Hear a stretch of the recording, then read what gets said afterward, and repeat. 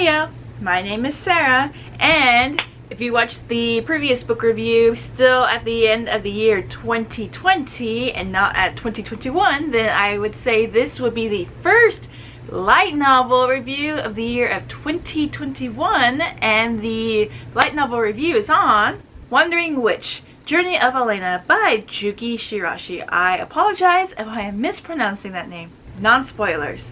I give this light novel a 4 out of 5 stars. The name is basically the story. We have a young witch named Elaina that goes on a journey with no destination in mind, just wherever her broom takes her. Yes, she is a witch and she flies on a broom, and through her journeys she goes through countries and villages with interesting stories. Now, I thought at first this was about a young witch learning her way, doing tasks for her master to become a fully fledged witch, but no, Elaina is already that, and she is just going wherever the wind takes her. And I will have to say, I thought this was gonna be like, heartfelt, light kind of novel, just going on wacky adventures and everything, seeing weird stuff.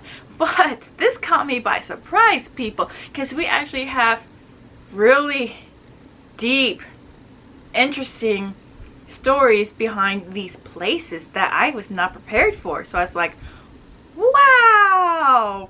And if I'm correct, there is an anime about this. So after reading the first light novel, I am like, and that is pretty much how the first novel goes. We are introduced to Elaina, where she's going, the people that she encounters, the villages and countries that she sees, and just, again, going wherever the wind takes her, wherever her broom leads her, and she just goes on these wonderful adventures that I did not think I would be jealous of a light novel character, much less a bunch of high school girls that go to Antarctica to go look at penguins and prove to people I did it. So I am not bitter at all. All in all, I enjoyed it. Again, there are some things I did not expect about that. That was a good surprise. So I'm like intrigued to see what other adventures Elaina gets into. Because again, they can be happy-go-lucky, or they can be the ones who are like, okay, you gotta be a little serious right now.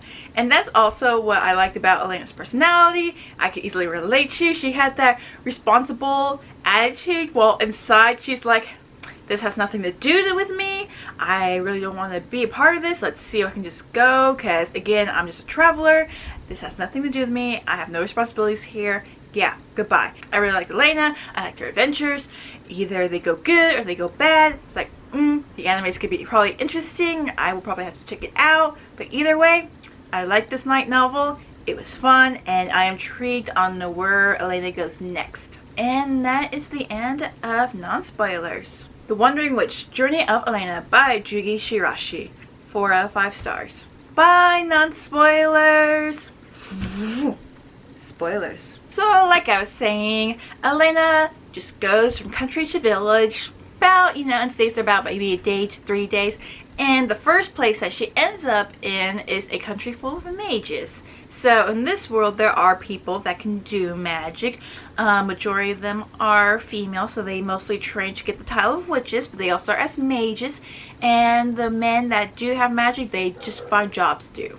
And the way that Elaina introduces herself is that she is the Ashen Witch Elaina. So I thought this was like a little Full Metal Alchemist thing and how she got her title. But no, we just found out eventually that her instructor gave her the name because it was cool. It's like, okay, I'll go with that, especially since her hair is kind of ashen color. And here she is in this city, and we find out through the story how, I guess you could say, the world works, because we meet other countries with these cities that have signs on top of their roofs telling witches and mages that, yeah, you can rent stuff here, yeah, you can have an inn here, yeah, we have dinner here, up above on the roof line, because there's a bunch of people flying around on brooms. So I was like, oh, okay, that's a cool little detail. And here's Elaina just enjoying the sight, just looking around. Oh, this is cool. Is there an inn I can afford?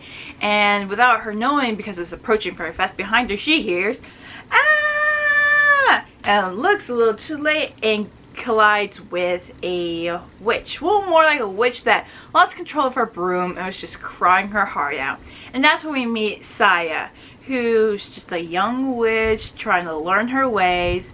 And, you know, Elena's like a little mad, but she's like, you know, I will clean this mess up. No problem, no worries. Here, let me heal you. Thank you, bye, I'm on my way. And she's like, take care. Well, it's a day, and she couldn't find an inn, and she found the cheapest inn available, and guess who's manning the front desk? Saya.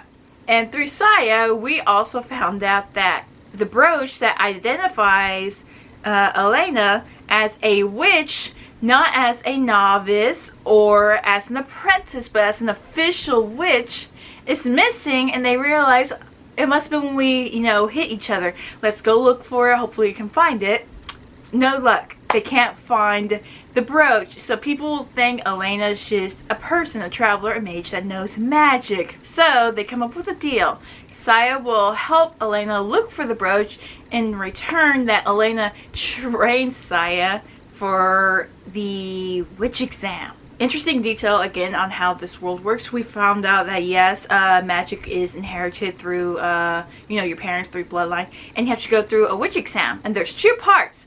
First one's pretty easy. It's, you know, the written exam, you know, training exam, and that goes very well. Elaina even said that's the most easiest part. The other part was the practical exam, where you not only have to know how to use offensive magic, but it is very dangerous. Even she's like, I do not want to redo that exam part, because you have to stay on your broom out of all the people that are competing and be the last one standing to pass the exam and to become an apprentice. So it's like, that sounds tough. And the thing is, Saya has taken the exam multiple times and she has failed, but she does admit, I was self-teaching, and Elena's like, that is where you went wrong. And we also find out through Saya that she came to the city with her sister, but her sister passed before her, and now she's all by herself, all lonely, and she's just trying to pass the exam. Well, lucky for her that she ran into Elaina. And that's like a red flag for Elaina, because while she's looking for the brooch, you know, she meets an older witch who's like, give me a silver and I will tell you what I've seen.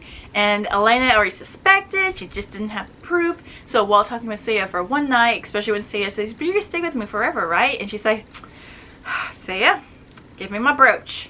So, because Saya did have the brooch, but she was afraid of Elaina leaving, because she was a little, she kind of is slightly dependent on people just being with her, you know, just being there solely. And when she lost her sister, who went back to their hometown after passing the exam, she really felt lonely and she didn't know really what to do. So Elaina gives her words of wisdom and takes her brooch back and leaves town. Yes. And what we found out is that 6 months have passed, and Saya has finally passed the exam. So she's taken the exam 6 more times, but she finally did it. And Elaina found out through newspapers, and she's like, I hope we meet again one day. And what's interesting about this light novel is that each chapter is an adventure. So it's like, oh, interesting, because the next chapter made me realize these are going to be interesting adventures, because we come across a small little town, small little country, and Elaina passes through a field of flowers. There's this little girl sitting all alone in the field, just tending to the flowers, and she chit-chats with Elaina for a little bit, and she asks Elaina, the next place that you visit, can you give someone this bouquet of flowers? And she's like, oh, okay, but is that for anyone in particular? And the little girl's like, no, just for whoever appreciates their beauty. She's like, oh, so you want, you know, get the word out to let people know there's this flower field. Yeah. And so Elaina arrives at the town, at the village, and the guard is like, you know, giving her a hard time. He sees the flowers. She's like, wait, what? And then his superior shows up, dismisses the guy, and tells Elaina that these flowers are cursed. And she's like, wait, what do you mean? And he's like, whoever gets these flowers, they go, you know, looking for the field, but they never return. And she's like, does this have to do with that girl that, you know, gave me these flowers? And I was like, we have a creature that's luring people to a field of flowers and they never return. That means we must go defeat a monster. Well, we don't. And that's why, like, wait, what? Elaina gets ready to leave the next day because she already saw the town. She's like, okay, nothing special here. I will continue on my ways. She stops by the field of flowers. not looking so well. And she sees the guard that was being rude to her there because his sister had gone missing. And he's like, oh, I found her. Isn't she beautiful? And it's the girl that was in the field, but she's starting to look more plant-like. And it's like just luring more people there. And he's like all fine and everything. And Elaina leaves him. And as she's flying away, she sees someone on the road carrying a bouquet of flowers. I'm like, do we just seriously leave a monster there to continue luring people to its field so it can still suck up its energy? But in the way Elaina ends it with, I'm a traveler and I must be on my way.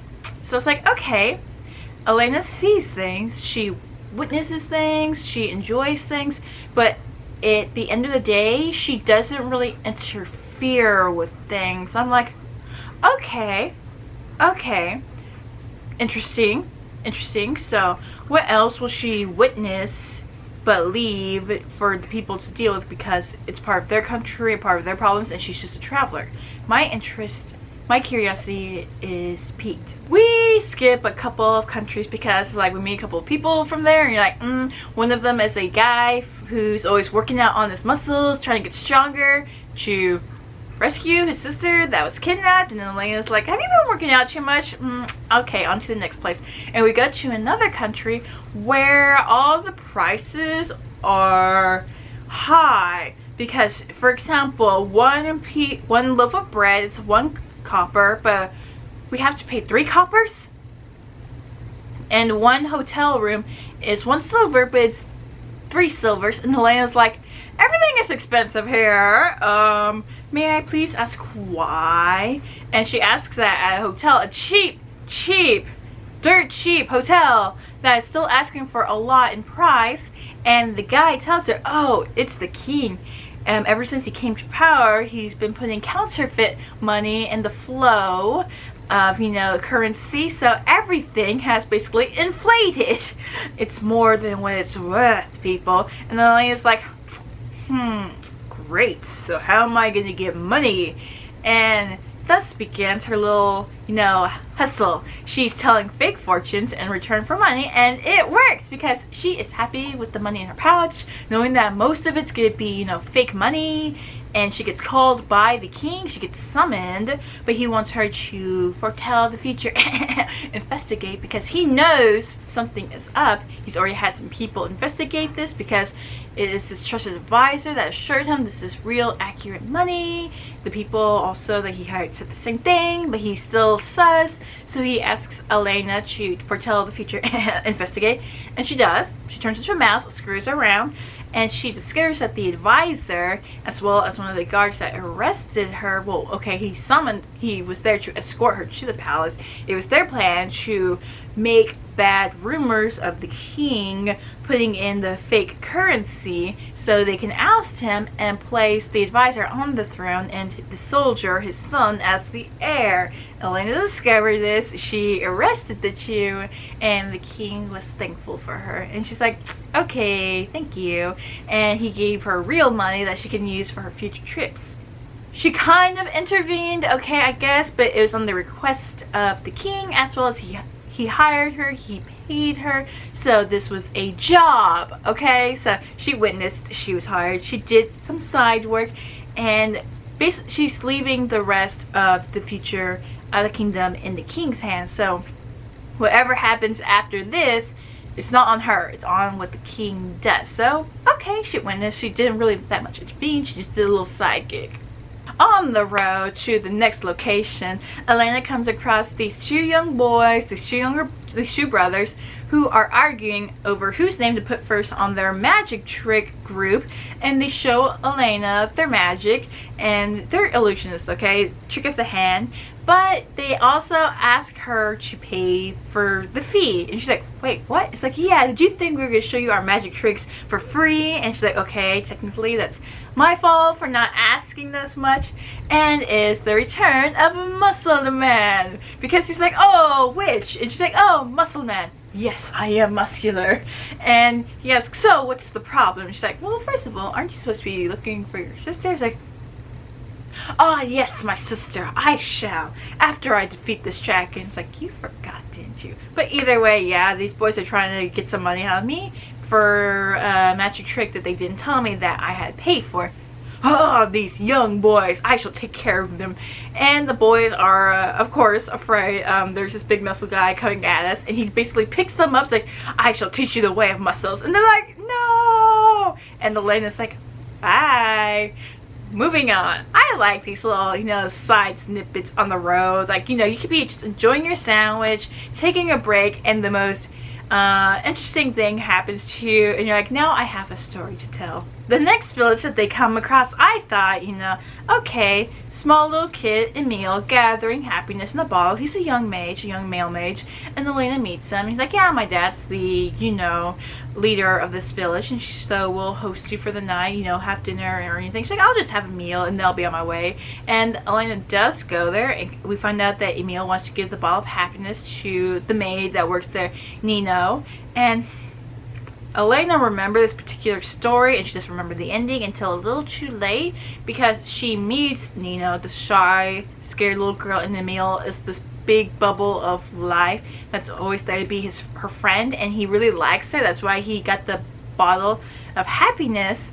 And then while they're in the kitchen prepping the food, we meet Emil's father, and we found out that Nino isn't really a maid, but more of a slave, because he bought her. And we see how Nino is treated by the master, but we also see how Emil, he kind of is oblivious to that. He doesn't fully understand what's going on. But he really likes Nino, so he's trying to be friendly with her. He really kind of wants to be this protector of her, and he thinks that giving her this ball of happiness will make her happy because she's always sad. And so after the meal is over, and Elaina reminds him, hey, didn't you have that present for Nino? And Emil shows her the bottle of happiness. He basically unplugs it, and this magic array shows all these happy moments that he gathered from people, and he thinks Nino will be really happy. She's kind of brought to tears, but when Elaina leaves, she remembers that story, especially when Nino sees the ball full of happiness, and she realizes, will that girl really be happy to see all this happiness that she will never experience because she is a slave who has to work at this household, and who knows what will come of her future? Because in the story, the husband that did the same thing, the wife finally got really upset that she couldn't see this stuff in real life, and in the process she tried to go see this stuff, thus hurrying on her illness, and she died faster. So is Nino gonna have a bleak future? But again, Elena's like, I will probably most likely never return to this village, so who knows what will happen to Nino. If I do return, it'll probably be a sad outcome. But continuing on, Elaina comes across a country that's very interesting, because they have the entrance thing where the guard has to ask certain questions, and then he asks this weird question: are you a bread eater or a rice eater in the morning? And first of all, I'm like, excuse me. But then Elena's like, both? And he's like, okay, I'll put you as both. And we go past the gate into the city of this country, and we see a canal dividing two countries that were brought together as one. One is more western looking, the other is more eastern looking. Again, I'm still like, excuse me? But we found out that, these two countries, the west and the east, used to be at odds, and so the two kings became good friends. They brought everyone together. They put that bridge in the middle of the canal to unite the two, and one had boy and the other had a daughter, and they two married, and yay, unification. But the reason why they were asking this question was because they want one culture to basically absorb the other to become one culture. And there's signs that say bread eaters only, rice eaters only, we don't serve to these people, we don't serve to that people. Elena's looking at all of this, and people are completely ignoring it, and she asks one person, like, oh, those silly decorations, and Elena's like, okay. And she gets summoned to the palace to talk to the monarchs, the king and the queen that are so in love. And she walks in, and they're arguing who to beat the other over a game of chess or shogi, and they're like, that's unfair because you're better than me at this. And she's like, what's going on? And Elaina gets more of the story. Well, it turns out that there was supposed to be this competition that was to, say who is going to be the #1 culture. But the two monarchs, the king and queen, had yet to decide how to do the competition between the game of chess and shogi. It's been 2 years, and people are like, it's never gonna happen, so these are just silly decorations. We don't care. So it's like Elena's thinking, does that mean people really don't have much faith in the manga, that they really don't care, that they're just going on with their daily lives? And so they want Elaina to decide, and she just like looks at them, and they're still arguing, and she's like, bye. And she literally walks out while they're still arguing. It's like, whatever happens to this kingdom happens, has nothing to do with me. On to my next place. We're taking a break, so I called our intermission, on the side road again, because we see these two men arguing who shall become this girl's boyfriend, and she's like, you know, do this race for me. And one guy's a little overweight, the other is Mr. Perfect, and they do a race, and they make Elaina wait with the girl because she's like, oh, a witch. Literally drags her off her broom, and they sit together, and the girl's talking. She's like, yeah, the Mr. Fatty, as they call him in the light novel, is very considerate. He thinks of all these things, but it's like, I'm gonna go with Mr. Perfect either way. And she's like, okay, you're still making them compete. And the girl drinks the water, and she passes out. She falls asleep, and Elaina is like, sus, because there's also an extra cup. And here we are waiting, and I thought it was the tortoise and the hare moment, because Mr. Fatty does win, and then here comes Mr. Perfect. He's like, how could I fall asleep in the middle of the race? And Elena's like, you drugged the water, didn't you? And he's like, you cannot prove it. And she's like, yes, I can. And he's like, oh, wait, the bottle is empty. And he's like, ha, ha, ha. And now I will go out with her. And the girl wakes up, and she's like, oh, he won? And Elena's like, yeah. Okay. I'm still going with Mr. Perfect. And I'm like, oh, my God. And then all in the distance, after we kept hearing the guy say, you cannot prove anything, what cannot be proven? And it's Mr. Muscle Man with the two kids that Elaina noted. They put on some muscle because they're a little, you know, buff as well. And he's like, how dare you lie and cheat and everything. He sees the girl, and the girl sees him. Oh, hey, brother. Elaina, Nani? He's like, oh, yeah, that's my sister. And Elena's like, I thought she was kidnapped. Oh, those are my boyfriends. And what happened to them? Oh, they weren't muscular, so I left them. And I'm looking for a new boyfriend. And you're gonna choose? Mr. Perfect, of course. And Mr. Perfect's like, I was trying to build up more muscles to get your brother's approval. And the brother's like, oh, then how about we train together? And Elena's watching them walk off into the distance with, you know, Mr. Perfect and the sister that was missing, and Mr. Muscleman, and the young boys that have some muscle are like, what do we do now? And there's Mr. Fatty on the ground crying. He's like, hey, you have potential. How about you join our, you know, magic group?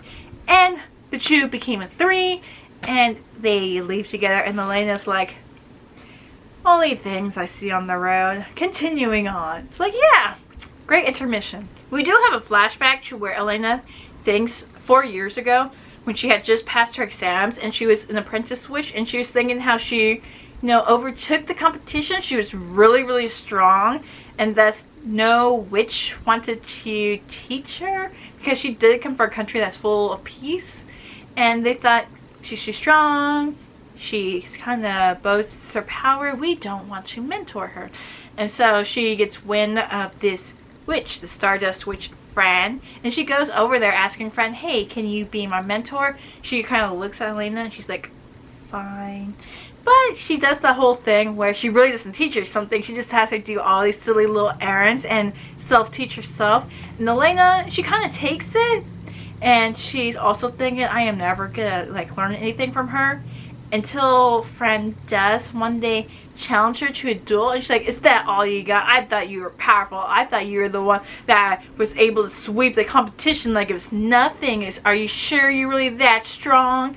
And Elaina rightfully breaks down crying, and Fran panics. And after Fran does manage to get Elaina to calm down, she does say, yeah, your parents paid me to be a little mean to you, because in a way Elaina was kind of full of herself, being all powerful.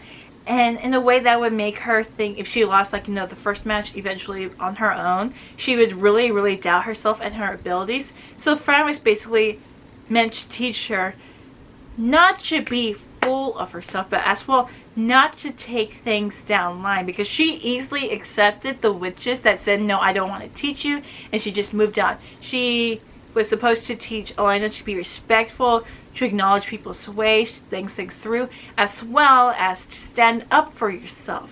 So after that encounter, Fran did eventually teach Elaina properly how to do magic for a year, and she said, yeah, I no longer have anything to teach you. You have shown that you can be a witch, and thus I shall give you the name Ashen Witch Elaina. And that is how Elaina's origin story began.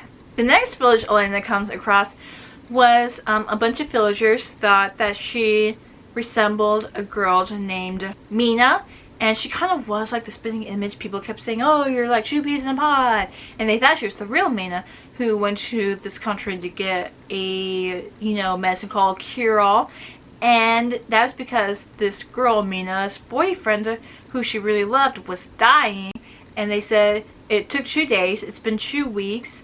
And so everyone figures that Mina's not going to return. And so they just want Elaina to be with this young man, Abel, on his last few moments before, he passes away. And they say he's going to pass away in a few days. So just be with him for a little bit.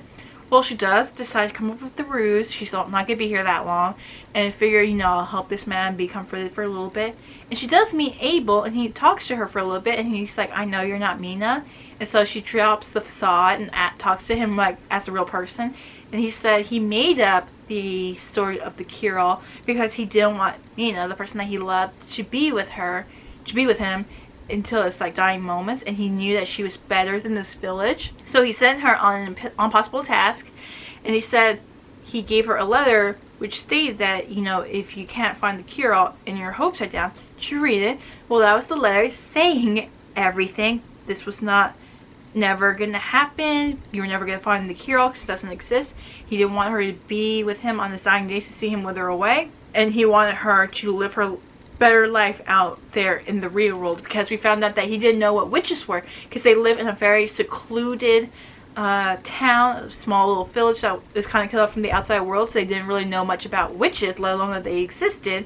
And Abel believed that Mina had a brighter future outside of the village, so he sent her to go start a new life. He gave her some money to buy the cure-all, but he's like, yeah, I just wanted Mina the best that she deserved.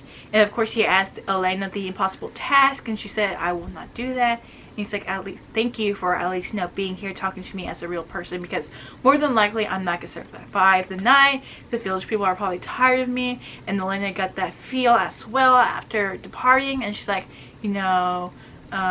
hopefully Abel had the best moments remaining of his life. So to the next place. This country threw me through a loop of, I thought the one split between Western and Eastern style had me. This one I was like, wow, because Elaina shows up and there's this person that asks, do you know anything about our country, about this city? And she's like, I heard interesting rumors, so yeah. And he's like, okay, he'll be fine. And so she goes in through the gate, and there's this city surrounding an outside wall, and just normal nice looking people. And Elaina comes across a mage, and she's like, hey, can you go into the inner gates and go to this bookstore to get me this book, just a simple task, please. And you can see the other side of the wall, so win for win. And Elena's like, okay. And she goes through the second gate, and the guard's not paying attention, and she's like, just walks right on through, and the inside of this city is beautiful. It's like, outside is average, but inside here is beautiful. And then even Elaina starts picking things out, especially when people start calling her names. And these people, they are overweight, and they deem that beautiful. And people that are, average, beautiful looking is uglies. So you have the beauties and you have the uglies, and Elena's like, okay, I am hungry. I will take the cheapest meal. And the person like, here's your meal. Please hurry and eat fast because you're disturbing the customers. And she's like, taking my time. And she does find the bookstore and everything. And she does get the book. she feels, a little jaded, so she asks the bookkeeper, who's keeping a nice, welcome customer. She asks the bookkeeper, hey, can you put these spire bookmarks on every 50 pages? And she's like, are you being a little mean? It's like, yes, please do so. And so she does get found out by the guards, like, you snuck in here, you came in here illegally, leave before we, put you in jail. And she's like, I'm already leaving. And she gives the mage the book after she reaches it outside. And she's like, yeah, there's this queen that wanted to be beautiful, and she asked this witch to do this, but the witch said no. And Elaina's like, let me guess, you're the witch. She's like, no, I'm the mage. I'm a mage, just a traveling mage. I became friends with the witch for some time before she left on her own journeys. And so, because that can happen, the queen basically flipped things, saying that her, appearance was beautiful, and the appearance of normal, beautiful people are ugly, so the standards are different, but she's paying the ugly people to stay out while the people inside are struggling financially, but they want to be beautiful. And so, kind of interesting, right? At least you have a story. And Elaina's like, yeah, probably not gonna return here again. And she also asks, why did you want me to go get the book? And she's like, oh, it was the new edition, and you can only get it from inside, and then, I can't really go in, so I figured, you have an interesting story, and I have my book. And again, Elaina's like, enjoy those spiders. The second to last place that Elaina stops by was a ruined city, and she meets this witch queen that has lost her memories, Mira Rose, and she tells Elaina that all she has is this letter saying that she was a queen of this country before it went to ruin because of this creature named the Javelier, and if you leave, it'll follow you. The only safe place is in this castle. You can only, defeat it at night or something like that. And Elena's like, can you fully trust what was written on here? And Miro's like, yeah, I've had my doubts, but I figured, if I was the queen of this place, then it is my duty to take care of this creature before, figuring out what to do later on. And Elaina does bond with Miros for the time that she is there. They really hit it off, really. And she also helps Miros set up a trap for the Javelier. And it is like a wingless dragon creature that attacks these ruined houses. It doesn't come near the castle, so that part of the letter is true. And she does defeat the Javelier on her own, as well as go a little crazy, because she's like, I remember. And here she's mutilating the corpse of the Javelier. And we get the story behind this. And I felt that this was the most deepest story of all these journeys, because that creature was the king named Javelier, and she was his daughter who fell in love with a servant, and they kept their, secret love secret until she found out she was pregnant and saying, we will tell my father. And they did, and the king tortured the poor guy for months before killing him, and they made her get rid of her baby, and she decided to seek revenge, so she crafted this big plan. First of all, make the palace a safe place where nothing can enter, and she figured the people in the palace were going to get in her way, so she locked them down in the basement. She kicked the father out to where he couldn't enter, and through magic and giving up her memory, she turned her father, the Javelier, into the creature, and he couldn't leave the country, but he was set upon the people that he cared so much about, and he destroyed his kingdom. And Miros went to a deep sleep before awakening, and she had made a servant write that letter so she wouldn't recognize her handwriting. And basically, until she had killed the Javelier, her father, she wouldn't remember anything. But now that she does, she's like, I think I'll savor my vengeance. Are you sure you don't want to stay much longer? And Lena's like, no, I will go. And so the person that she made a friend with basically no longer exists, and Elaina feels a little upset, a little conflicted, but she knows as a traveler she must be on her way, and she just doesn't know what's going to happen to Miros afterwards. The last place that Elaina arrives in is this big, massive country, this big city named Royal Celestelia or something like that, and Elaina realizes that they have this Royal Magic Academy, and there's like magic users everywhere. There's mages throwing doing carriage rides, who are doing performances, are doing the newspapers. It's basically everywhere. And she tries to visit this academy, but people are like, you can't enter unless you have permission. And so she leaves, and then here she is going around, and here are these kids that approach her from the academy, and they say, are you the Ashen Witch? And she's like, oh, that's right, I gave my information at the gate. And she's like, yeah, why? And they're like, Can you please not ask questions and come with us? That was suspicious on so many levels. I believe I will go on my merry way. And the kids are like, please, come with us. Don't ask questions.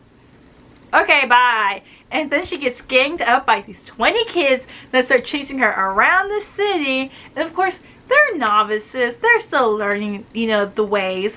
And they have no match against Elaina. She even does these cool little jump moves around them. And they're like, wow. And she's like, I like to pull that every now and again. And here they're just going around the day. Here are these 20 kids trying to catch her. And eventually they get tuckered out. And she's like, are you done yet? And then this witch lowers herself down, and she's like, yes, children, I'm just adding the fan effect in there because I can imagine her doing it. Yes, children, as you can see, you cannot really go up against a full witch until you are ready. And it's Fran! She is a teacher at the academy, and basically she told the kids after finding out that Elaina was here, saying, if you can bring the Ashen Witch here without asking questions or dragging her here, y'all can get extra points.